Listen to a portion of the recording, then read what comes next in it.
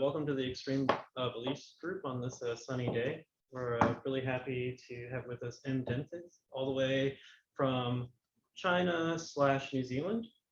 So either way, a far travel. And our lecture will be about empathy, imaginative resistance, and fragmentary. No, ooh, that is someone else. Their lecture will be, I know it when I see it, the problematic role of motivating examples in the social psychology of conspiracy theory. The other lecture that I mentioned is the one that's coming up next time, the 22nd of June, and that's on empathy, imaginative resistance, and fragmentary understanding, trying to make sense of extremism. Yeah, so stay tuned for that. Okay. So I'd like to say thank you very much to Rick and the rest of the people in the Extreme Beliefs Project. It is an absolute pleasure to be in Amsterdam to give this talk. A little bit of history to this talk. So earlier this year, Joe Usinski, the political scientist at the University of Miami, reached out and kind of gently prodded me to say, look, you need to be more aggressive in your treatment of the work in the social sciences, particularly social psychology. Now, at the same time, I was actually working on a paper looking at the way that social psychologists use examples to kind of drive their research projects. And so Joe invited me to contribute a paper to the conspiracy theories and misinformation collection that is currently running through Routledge. So this will eventually, in some revised form, appear there. And so yes, this is part of my trying to bring a little bit of analytical rigor to the way that work is going on in social psychology at this time, through the lens of the kind of work that I do on conspiracy theory in philosophy. And one thing which is interesting about this paper is that I'm actually going to do a little bit of empirical work, although it's going to be the kind of empirical work that a philosopher can do without having to spend large sums of money trying to actually elicit things from people. I'm just going to be measuring things said in papers, but some of the numbers may well be quite astounding. So let's start. I say, trying to move my slides on. We're going to, all right, we have a bit of a problem here. Okay, hold on, we have a slight technical difficulty. Why are the slides no longer? Oh, right. Apparently I can just use finger taps for this. Okay, so I'm going to be talking about this thing called the I know it when you see it standard. But I'm going to talk about it through what might be an invention of my own, discussion of these things called motivating examples. Now, motivating examples, I take it, are examples that are used by researchers to motivate or illustrate the kind of work they want to do. So for example, if I'm in the philosophy of law and I want to motivate your interest with respect to some kind of legal problem, I will start my paper with a brief description of that particular problem to say, this is what needs to be dealt with. Here's why my research is important for resolving this particular issue.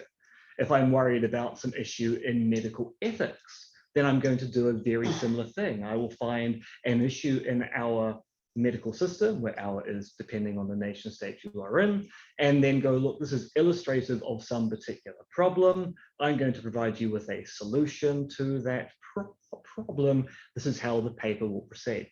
And we find motivating examples all the time in a lot of work, both within philosophy and of course in areas like social psychology, sociology, anthropology, cultural studies, political science, and the like. They are a commonly used feature to motivate research work. So motivating examples tell us what researchers are interested in, and they also tell us that it's what they think we should be interested in as well. And so I take it that motivating examples establish the parameters of research and thus also end up influencing the kind of arguments researchers use to drive their research. Now, social psychologists use motivating examples a lot. I have to put often use motivating examples here for a reason that will become very clear very soon, to motivate people to say, look, there's a problem with belief in conspiracy theories. So social psychologists will give you a list of problematic conspiracy theories and then say, look, these are a problem. what drives people to believe in these problematic theories.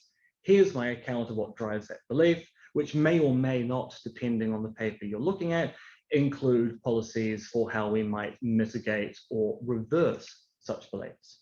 And so we see in the recent literature, COVID-19 examples used to talk about the deleterious social consequences of belief in conspiracy theories, i.e. people not being vaccinated or not following vaccine mandates or engaging in yellow peril thinking. And we also see examples in particularly American social psychology, the notion of the big lie or the big steal election scandals of now 2016. 2020, and we're also assuming scandals later on this year as well, that there are polarized events occurring in society due to people believing conspiracy theories of this type. The problem is, as Joe Usinski and Adam Enders argued at the end of 2022, there is a particular problem in the kind of examples researchers in conspiracy theory use and journalists use when they talk about conspiracy theories, which they call the "I know it when I see it" standard, which is that most people think they know what a conspiracy theory is.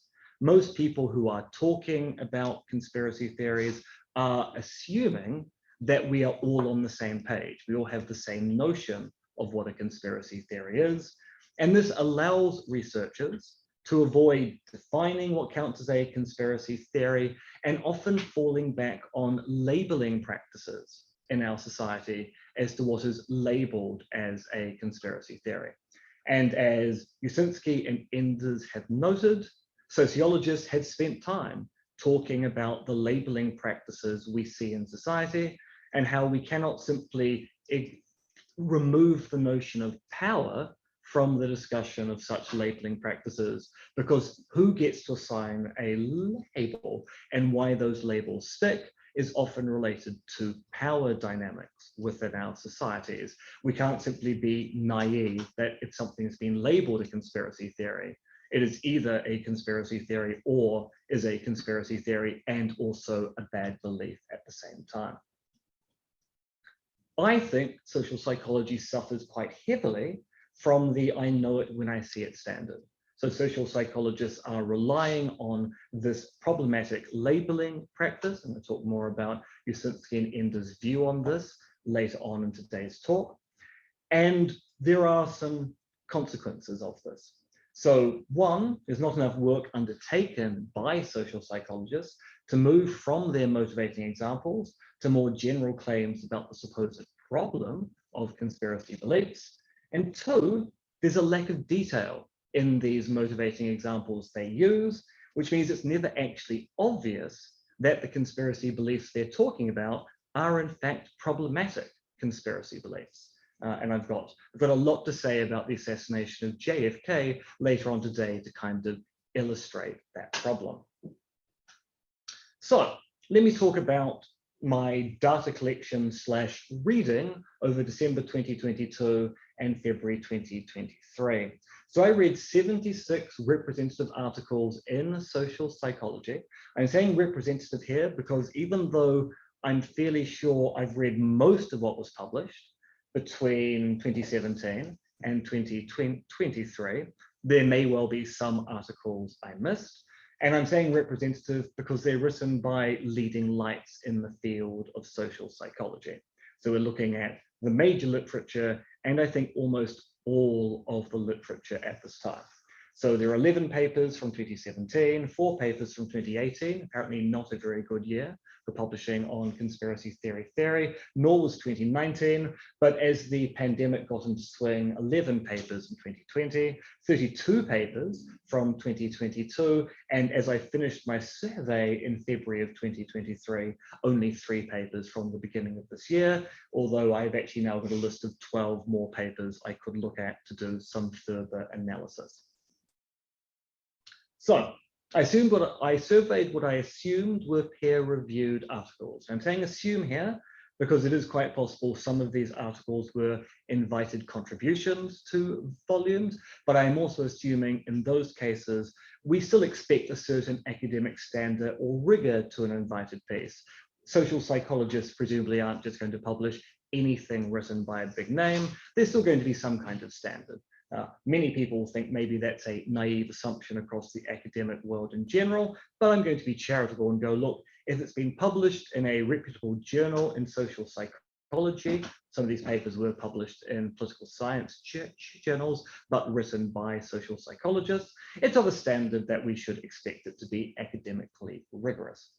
And I'm only looking at what I call the motivating examples. So these, as I said, the motivating examples set the parameters of research. So I'm looking at the examples used early on in the paper to set the scene for the kind of social psychological research or analysis that these researchers want to engage in.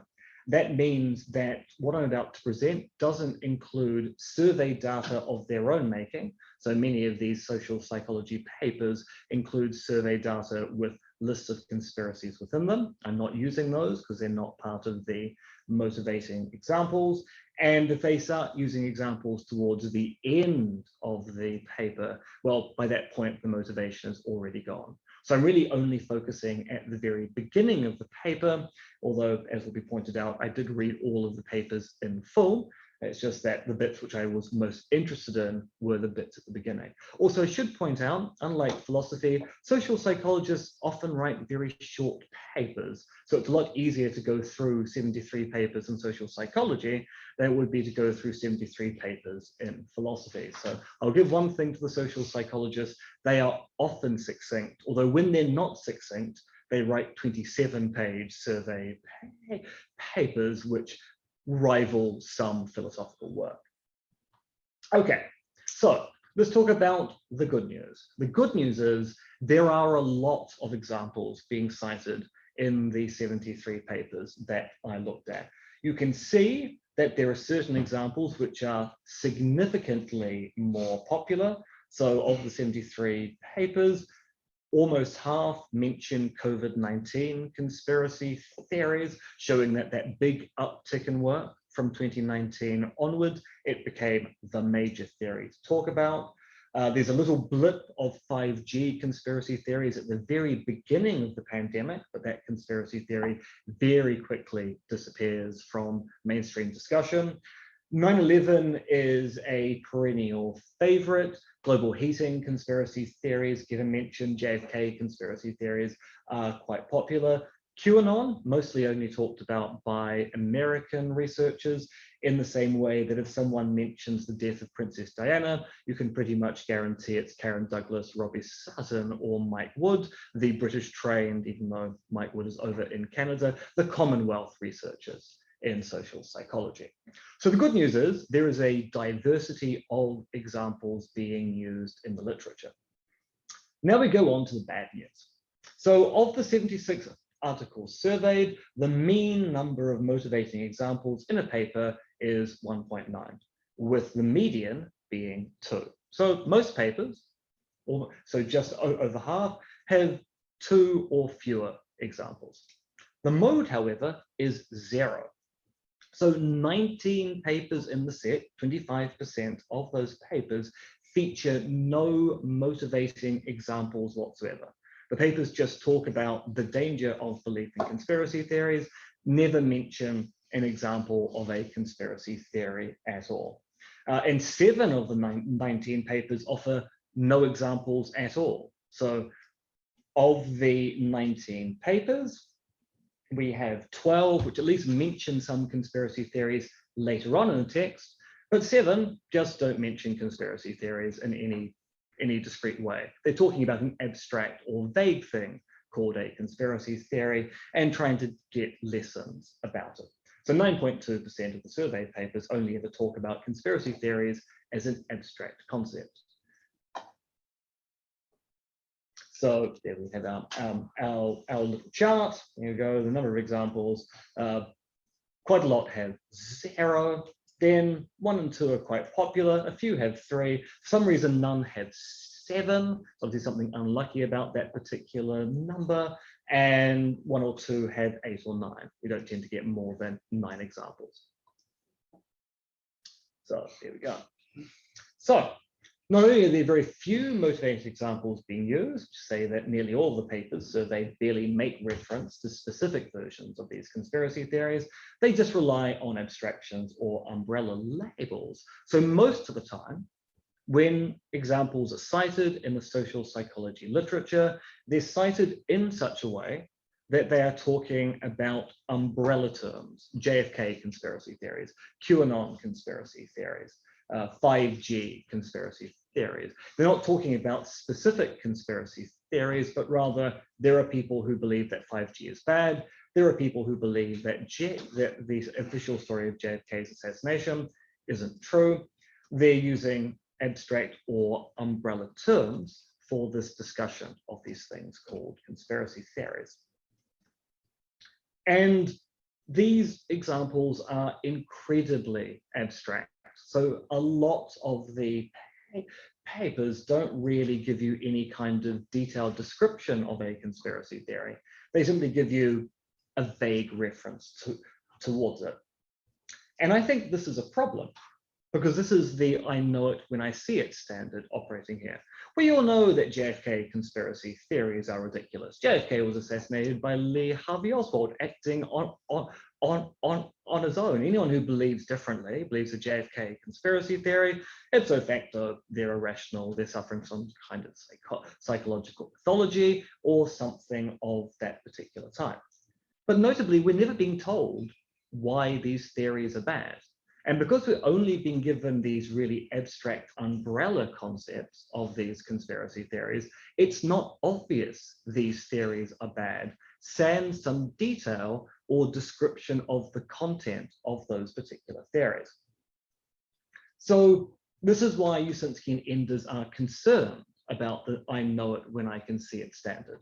Now, admittedly, when they engaged in a I know it when I can see it standard critique, they were concerned about how the media talks about conspiracy theories. So Usinski in particular is concerned that there's a moral panic going on in the American media about belief in conspiracy theories.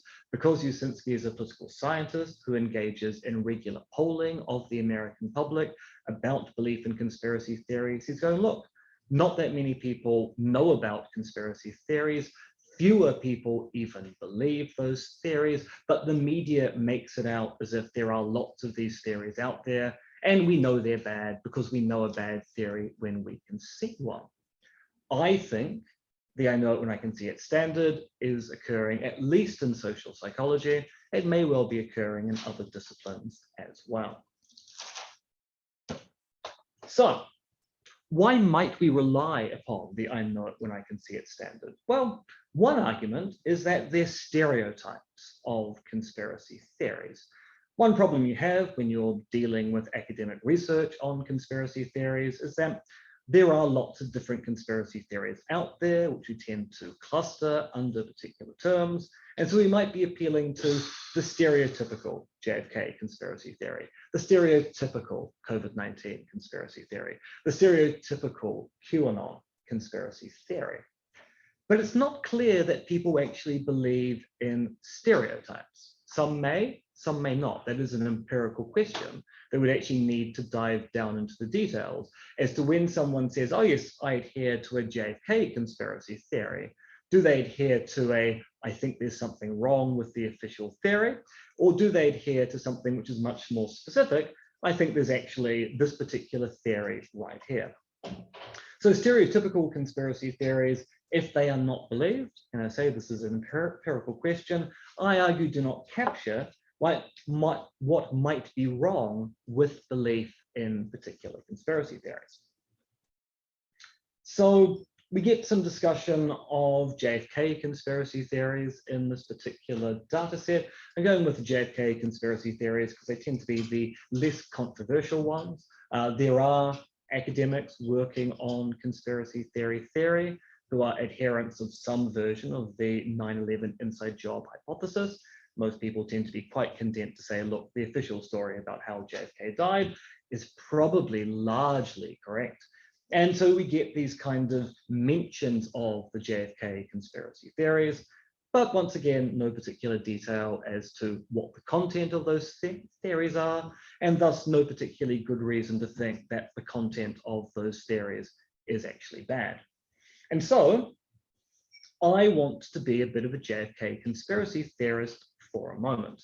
I'll put my cards on the table. I do think JFK was killed by a sole assassin, Lee Harvey Oswald, so there was no conspiracy involved in the death of JFK. This is in part because I have, for some reason, been selected to review a lot of book proposals on the assassination of JFK. So I find that even though, as a non-American who is not actually that interested in the JFK conspiracy theory, I've had to learn a lot about it to be able to review book proposals on JFK conspiracy theories. They're fascinating reading because people have so much evidence to bear when it comes to both proving it was a conspiracy or proving that the people who believe it was a conspiracy are completely wrong because they don't understand the nature of the American moment. But if you were a JFK conspiracy theorist who was suspicious of what happened in Dallas on November 21st, 1963, well, here's three theories that you might be an adherent on. So one of them is the CIA bungled the case theory. This is the claim that, look, the events occurred as is commonly understood. The issue is there was a cover-up. There was a conspiracy by the American state in the wake of the assassination of JFK because the CIA had sufficient information about Lee Harvey Oswald, his movement, his intentions, and they could have stopped the event. However, they did not act on the material in a timely fashion.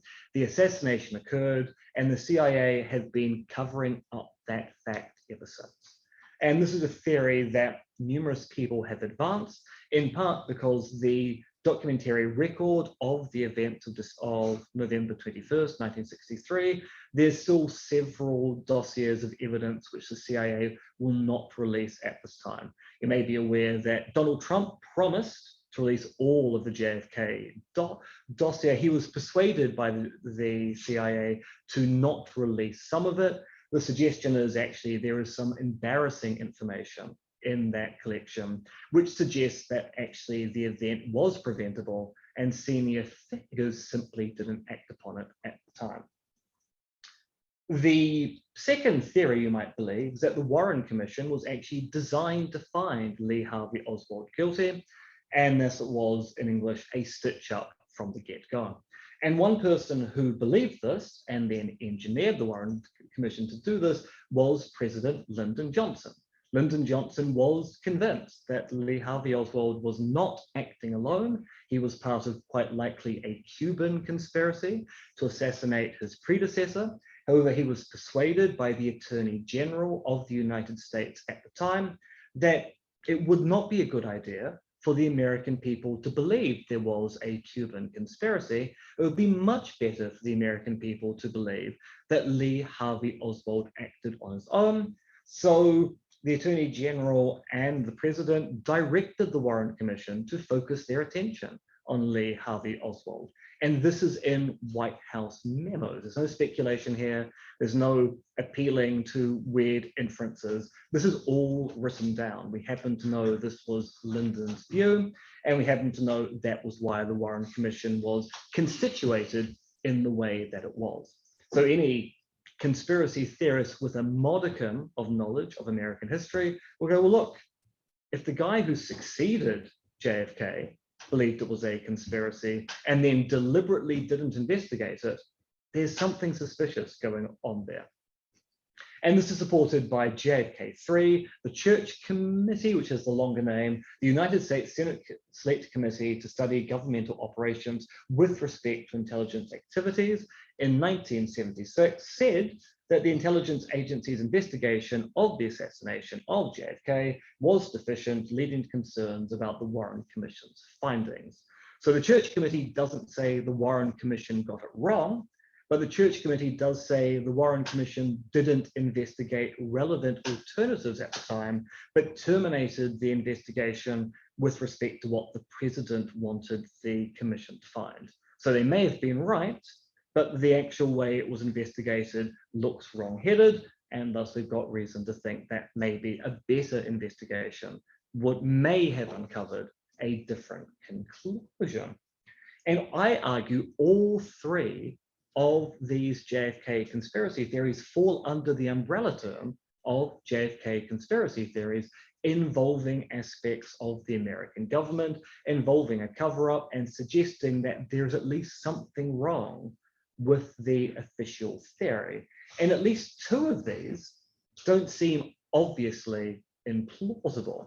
If you know that the American president thought it was a conspiracy, that is probably grounds to go, well, he probably knows more than me about what's going on with Cuban reactionaries at that time.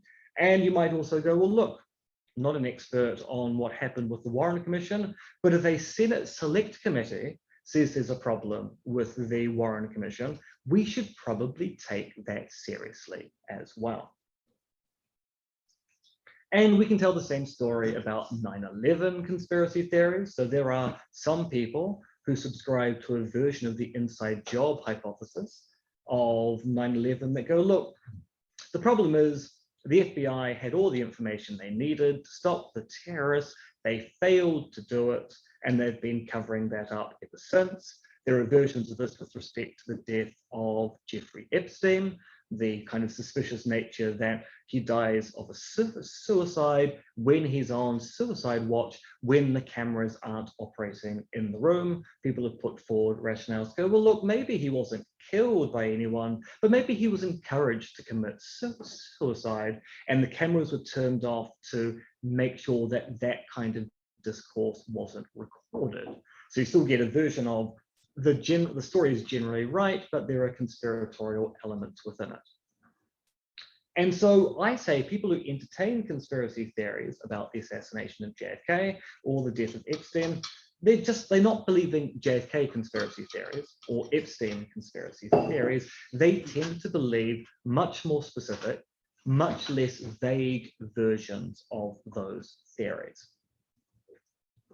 So I think relying on stereotypes to do your analysis about these things called conspiracy theories just isn't very useful if it turns out that people believe specific and sometimes plausible versions of the theories that fall under the umbrella term that researchers are pointing at and going, well, look, these theories aren't particularly good. But because they're pointing to umbrella or stereotypical terms, which actually don't capture the nuance that the believers actually might have, the conspiracy theorists' actual beliefs, it's just not very useful to rely on stereotypes to do an analysis of conspiracy theories, particularly if there's a section of your research community who aren't relying on examples at all. It just seems that this is a very bad move being made by some social psychologists to not rely on any examples and go, well, look, you know what a conspiracy theory is. They're obviously bad. Thus, we can do some analysis as to how can we explain the badness of this vague concept, let alone working with slightly more specific but still vague umbrella terms instead. Okay, now I want to give you two objections. One objection is, well, do people actually believe these specific or more complicated version of the conspiracy theories? Maybe some people really do just believe stereotypical conspiracy theories. Maybe people go, look, the official theory about the death of JFK is in some sense wrong. I don't know in which way it's wrong, so I believe there was a conspiracy, but you know, I just had doubts about the official theory. Now, it may well be the case that some people believe only the stereotype theory. It might even be the case that many people believe the stereotype theory. We'd need empirical data here. But this objection would only hold water if we had reason to think that people hold belief in the stereotypical or abstract theories as opposed to more concrete versions of the theories. And the other objection is, well, look, maybe the problem is these papers don't refer to detailed examples which explain why these particular conspiracy theories are bad beliefs, but there probably is some kind of literature they're relying upon which does tell us why these conspiracy theories are bad beliefs. And it's not obvious that this path has been taken by people in social psychology. So there's virtually no effort whatsoever by social psychologists to cite work outside of social psychology, and thus there's virtually no effort to refer to historians, say like Kathy Olmsted in the United States, writing on the history of particular conspiracy theories, giving us detailed accounts as to what those conspiracy theories are and why belief in them might be bad.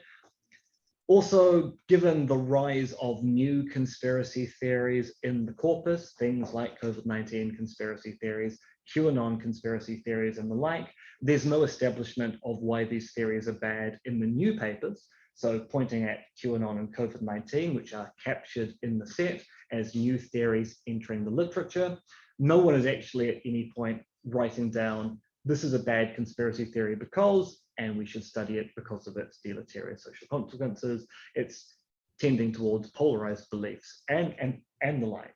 So it seems that once again, we're stuck with some version of the I know it when I see it standard.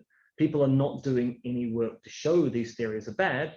They're simply going, well, look, they've been labeled as bad theories. So let's go away and analyze those theories at this time.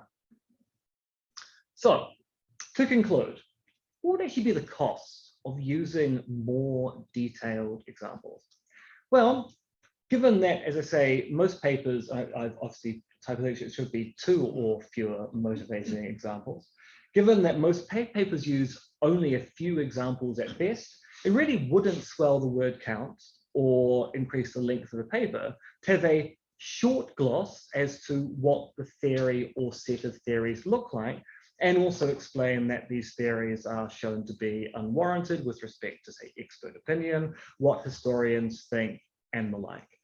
In the written version of the paper, I do talk about 5 cases in the 76 papers where some social psychologists actually do this, but it's 5 papers out of the 76 where they go to some extent to say these theories are bad, still not in a kind of detailed way, but still doing slightly more than simply mentioning an umbrella term.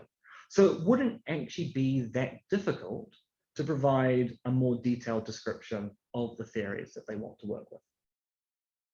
And the benefit of moving to more detailed motivating examples is that A, people would not be talking about conspiracy theories as this kind of abstract object which does bad things to people, but rather talking about specific theories and the kind of consequences they have. And then you could look at the commonalities of those specific theories and say, look, theories like this with these kinds of content end up leading to polarized beliefs, and theories like this with these kind of content have deleterious social consequences, would actually allow people to be able to talk about specific theories which are problematic, and thus use their motivating examples to illustrate why theories of these kinds are bad. One thing which came out in the conference over the weekend is that people like Jean-Willem van Proyen talks about how he thinks he is a particularist. He thinks that conspiracy theories are not inherently bad. Well, it would be quite useful then to actually talk about why these particular conspiracy theories they're talking about are bad, rather than relying on umbrella or abstract terms. Because my contention is that papers which provide no specificity as to why particular conspiracy theories or sets of such theories are bad beliefs will end up not being of particular use to the wider literature, because these papers are simply relying on the idea that we know these theories are bad, and thus they are ignoring the labeling practices and power dynamics in our society.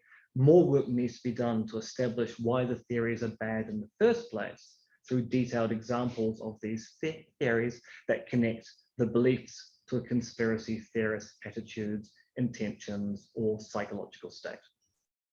The end.